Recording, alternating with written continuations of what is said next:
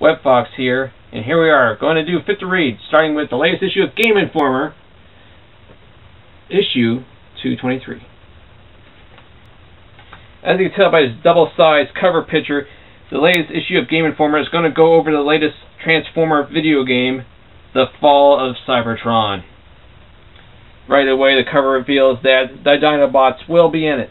But as you read the 12 pages that cover the latest Transformers game, you'll go over the basics of the upcoming story, the new characters and game mechanics that'll be in it, a few little nods to the previous Transformers TV series, and how the multiplayer is going to be altered only for the better. As an added bonus, the very last page of this issue of Gameinformer has the new players need to know before they start playing Fall of Cybertron.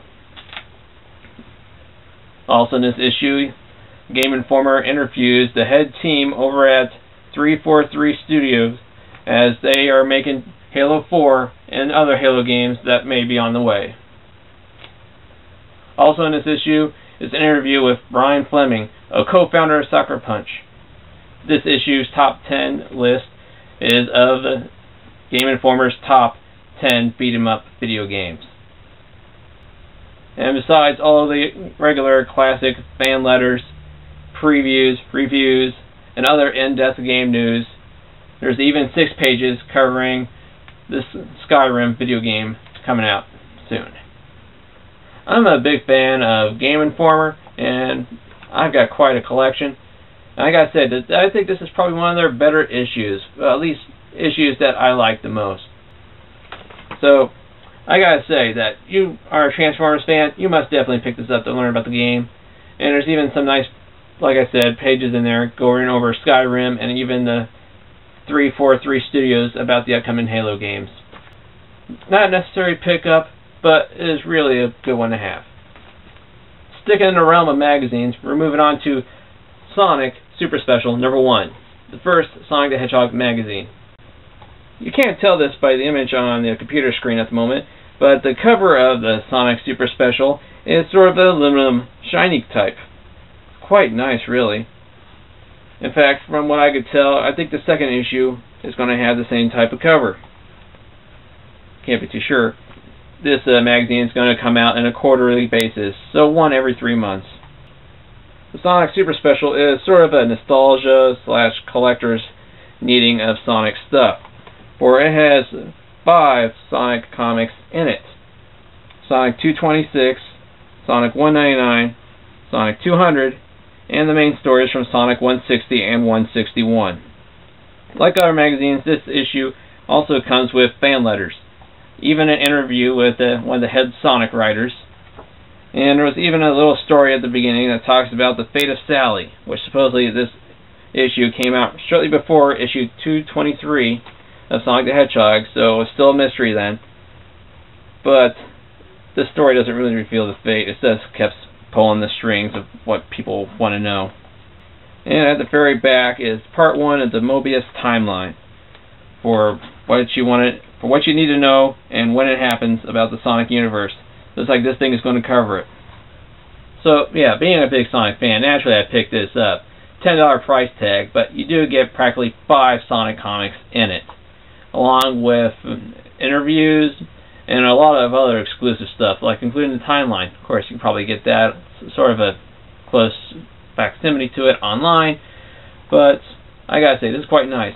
And I like the latest issues of Sonic comics since the early 200s. They went back to the original comic type paper instead of that glossy stuff. I must say, it does, the smell and the feel of this paper, oh, I'm just so excited about this.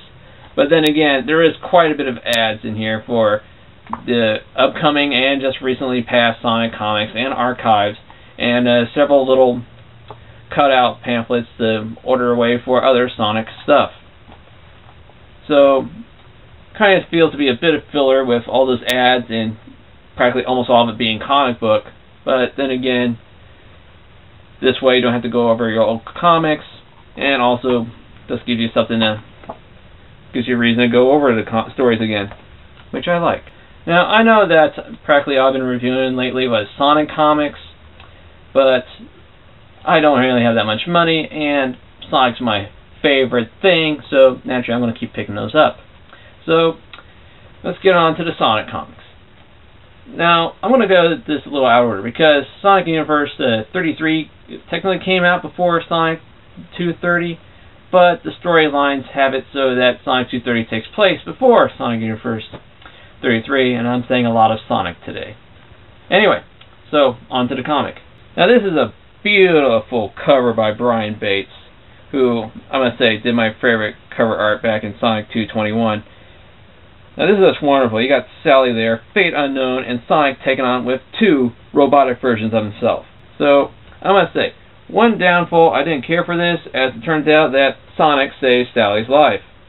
And how he does it is that when he uses Chaos Control in the last issue, he not only set the universe back the way it was, but he reversed time for about 10 seconds, giving plenty of time to save Sally. Which, I understand that they would do that, and I know Sonic can do that, but I just felt that they could have done something else with that, like really seeing Sally die and have her come back later on through some other comic book meme, like cloning or some other time travel or alternate universes like lots of other comics do.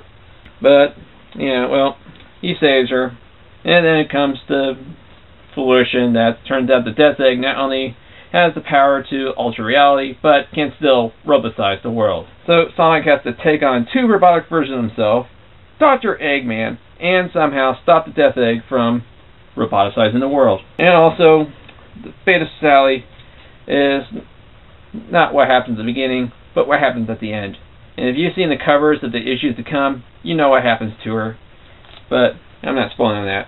And there's even a bonus little story of the Sonic Generations video game, which is 5 pages. It looks beautiful, but really the story is practically just a copy of the game intro. So, not really necessary, but it's just cute to have. Keep an eye out for an alternate cover of this issue. My comic shop didn't have it, but the website said it did. I don't know, hopefully I will come across it, because out of the 4 alternate covers Sonics that are out, I still have 0. And now we're moving on to Sonic Universe 33, The Babylon Rogues. Part 1 of 4 of Babylon Rising. We have the Babylon Rogues finding the key to the Babylonian Gardens, or something like that. The mystical treasure that they were also chasing after in the video games. Note, I have not played the video game, so I care very little, or hate these guys very little. But I must say, seeing them on their hoverboards is pretty cool.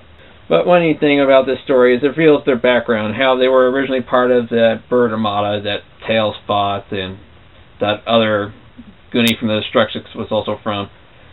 So it reveals how they were related to them, and so on. So the story goes as they find the key that will lead them to their great treasure. But, naturally, like all great treasures and all treasure hunters have to face, there's booby traps. So far, this story could take place anywhere in the Sonic universe, at least in this one issue, except for one page that shows Rotor as he detects the signal that's being sent out from the key that the rogues found. He states that he's still recovering from the whole time-space shift. Like pretty much all the Sonic comics for about almost the past year or half a year, it is very beautiful. We get to learn more about the rogues, probably more than the video games probably revealed. And the Bird Armada returns. And as you would tell in the future covers of issues, they're also going to go knocking on Sonic's door too. What I really like about this issue is backstory. Like the backstories of the Destructics in the Scourge Saga, we get to know the backstories of the rogues here in this issue. So, I really like it, and hopefully, from the looks of the future issues, it's going to be very action-packed, like pretty much every Sonic Universe issue. So, if you like the Sonic Riders video games, then I say pick it up, I guess. I don't know how much impact it's going to have on the main story, but who knows. That's it.